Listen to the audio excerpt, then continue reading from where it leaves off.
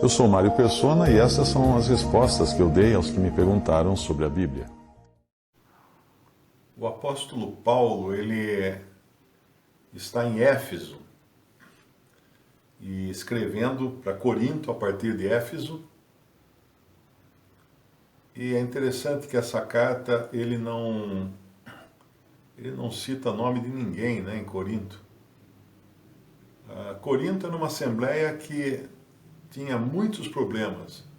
Se por um lado era triste, né, isso entristecia muito o apóstolo, por outro lado nos alegra saber que eles tinham problemas, porque nós aprendemos muito com os problemas dos coríntios. No começo da carta, eles já aparecem criando divisões, tomando partidos, né?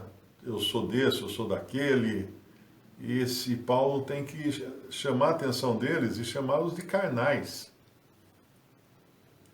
Havendo divisões entre eles, eles eram carnais. Aparentemente também eles davam grande valor à capacidade humana, porque Paulo teve também que dizer para eles que não foi até lá com oratória, com sabedoria de homens ou coisa assim, mas no poder de Deus, para que a fé deles não se baseasse em sabedoria humana. Então ele precisou também chamar atenção nisso. Então são coisas que nos ajudam muito, né, para entender a situação deles lá. E depois também nós encontramos no capítulo 5 que havia pecado grave, não julgado. Pecado não julgado no meio deles. E aí também, lá vem a correção, Paulo corrigir o que estava acontecendo ali. E depois, pelo ensino de 1 Coríntios 11, a impressão que dá é que eles não tinham ainda totalmente aceitado o ensino a respeito do homem e da mulher, da posição do homem e da mulher na igreja e na criação também.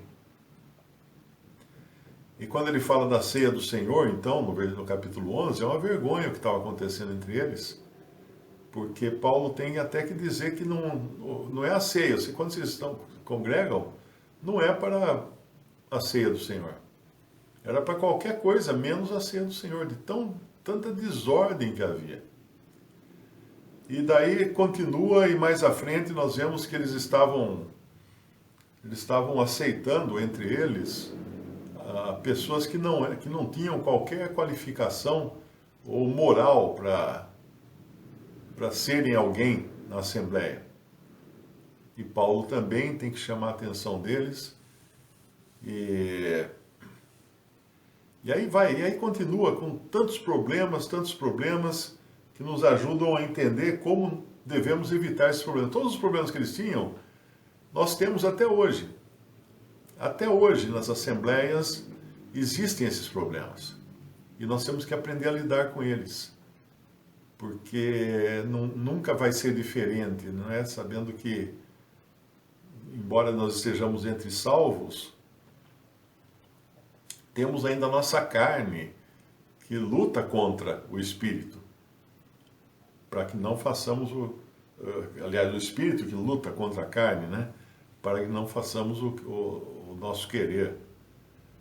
E agora chega aqui nesse final, ele vai, no capítulo que nós estamos agora, 16, ele começa dizendo que ficaria em Éfeso até o Pentecostes, que é onde ele estava.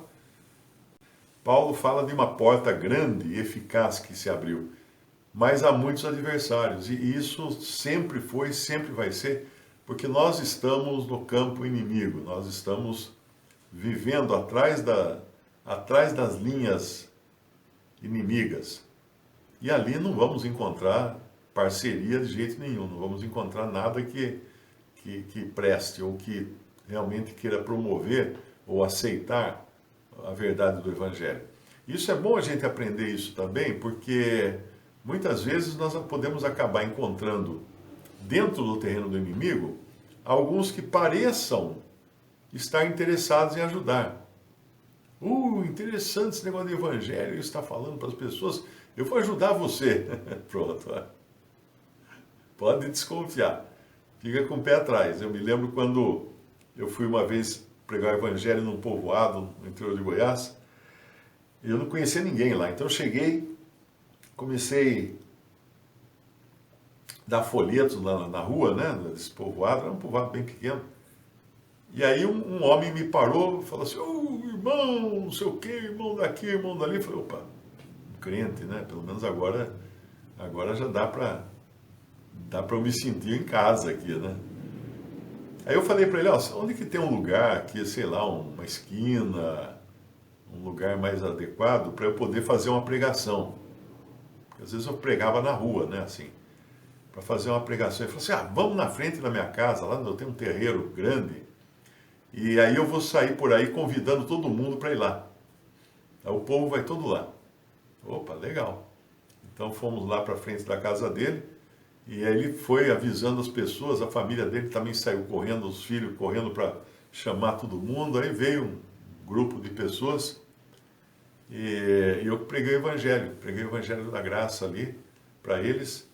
Só que a hora que eu terminei de pregar, aquele que estava me ajudando, falou assim, mas se não guardar a lei, não vai ser salvo. Pronto. Eu falei assim, meu Deus, homem adventista, cara, olha só. Aí nem tentei corrigir, porque fica pior. Numa hora dessa, se você tentar corrigir, vai causar bate-boca, debate e tal, e não vai ajudar ninguém, só vai confundir as pessoas, né? Aí eu aprendi essa lição, aprendi que quando tem cuidado com a ajuda, né? Porque você não sabe com quem você está. Quando Paulo e Silas estavam caminhando pela cidade de Filipo, tinha uma jovem lá que estava entusiasmada, né? Ouçam esses homens, eles são servos do Deus Altíssimo e proclamam e anunciam a palavra da salvação, alguma coisa assim. Para uma pessoa desavisada, aquilo era uma mão na roda. Puxa, arrumamos um carro de som de graça aqui, para ficar gritando na rua e chamando as pessoas, mas para uma pessoa que tinha discernimento, né, como Paulo ali, Silas, eles já percebiam. Para começar, aquela mulher estava chamando Deus de Altíssimo. E para um cristão, nós não chamamos Deus de Altíssimo, ou Deus Altíssimo.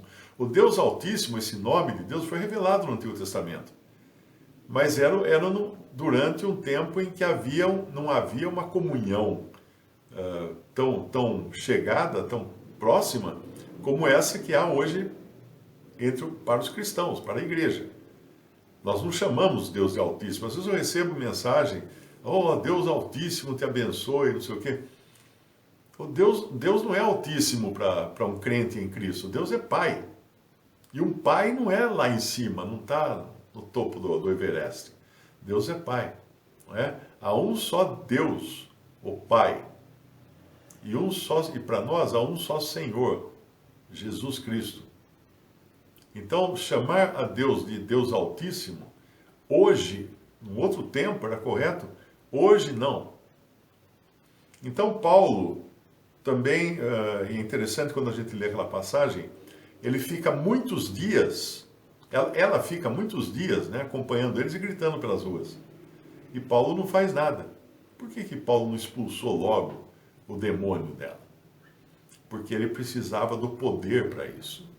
Muita gente pensa que um apóstolo ou qualquer cristão tem assim a manga cheia de cartas, né? E quando ele precisa de uma, ele tira da manga. Opa, tem que expulsar um demônio ali. Opa, vamos lá, expulsar um demônio. Opa, tem que curar um enfermo ali. Opa, tira outra carta para curar enfermo. Não é assim que funciona. É preciso aguardar a direção do Espírito Santo de Deus. E Paulo não tinha ainda essa direção. Por isso que depois de alguns dias, ela seguindo eles, que ele vai então expulsar, repreender aquele demônio que afligia aquela mulher e fazia de conta que estava ajudando e não estava ajudando, estava atrapalhando. Porque ela chamava atenção não para o Cristo, que era o foco da mensagem, chamava atenção para os servos do Deus Altíssimo, para os dois, lá para Paulo e Silas. Que o evangelho não é para chamar atenção para homem, para nenhum homem. Não é para gerar aplausos para homens. Hoje nós estamos numa época que o cara é pastor, todo mundo aplaude, né? Ele é considerado uma autoridade. O cara tem uma banda ou é um cantor gospel, todo mundo aplaude, né? Mas no começo da igreja todo mundo atirava pedras, ninguém aplaudia um cristão. E o cristão não busca aplausos também. Não é isso que ele busca. Ele quer dirigir os olhares para o Senhor. O papel do cristão é apresentar o Senhor Jesus para as pessoas e chegar e falar assim, olha, esse é o Salvador. Agora converse com ele aí, agora entre vocês dois. E sair de cena. Daí de sair de cena, hein? Apresenta, introduz e cai fora. Então, precisa muito cuidado nesse negócio de receber ajuda, né? Eu me lembro também lá em Alto Paraíso, tinha um rapaz muito simples, ele era de uma denominação de uma Assembleia de Deus, e ele também tinha na frente da casa dele, ele armou uma tenda, puxou um encerado assim, e ali ele fazia suas pregações à noite, punha uns lampiões, porque não tinha, o bairro que ele morava não tinha luz. Então ele colocava uns lampiões e fazia suas pregações ali, né? Ele era um obreiro da Assembleia de Deus. E trabalhava de pedreiro também. E aí um dia eu encontrei com ele na rua, ele estava todo feliz. Falou, irmão Mário, olha só que bênção, olha o que Deus fez, abriu uma porta. Eu falei, o que fez? O que aconteceu? Aquele vereador aí da cidade me doou para a igreja, né, para a congregação lá, para a Assembleia de Deus, doou uma caixa de som com amplificação, microfone e tudo mais. Agora nós estamos lá, tudo com som, né? Eu falei, olha, Sebastião, cuidado com isso. Não, mas ele não pediu nada em troca. Não pediu ainda. Bom, passaram alguns meses, era ano eleitoral. Passaram alguns meses, ele me encontra na rua de novo e falou assim, irmão, você tinha razão. O homem agora fica no meu pé o dia inteiro para eu fazer campanha para ele. Está vendo? Tinha um preço, tinha uma etiqueta de preço atrelada na caixa de som, você não percebeu. Então, quando nós nos empenhamos na obra do Senhor, precisamos tomar cuidado. Aquele versículo de 3 Pedro, quando fala dos gentios que se converteram, né? Saíram do meio deles, nada tomando dos gentios. Nada tomando dos gentios. O cristão tem que ter uma atitude, nesse sentido, igual àquela de Abraão. Quando o rei de Sodoma quis dar a parte do espólio da guerra, que ele foi ajudar, né? Ele foi ajudar o rei de Sodoma, para poder libertar o seu sobrinho, Ló, que estava nas mãos dos inimigos. E como eles ganharam a luta, o rei de Sodoma quis vir e dar Ele falou assim, não, deixa que os meus soldados peguem a parte deles, mas eu não quero nada. Para que amanhã não diga que o rei de Sodoma me enriqueceu. Eu não quero nem o fio de uma sandália, ele fala. Ele não quis saber de ter coisa alguma com o rei de Sodoma. Visite o canal Respondidas no YouTube. Também respondi.com.br e 3minutos.net. Baixe os livros e o aplicativo.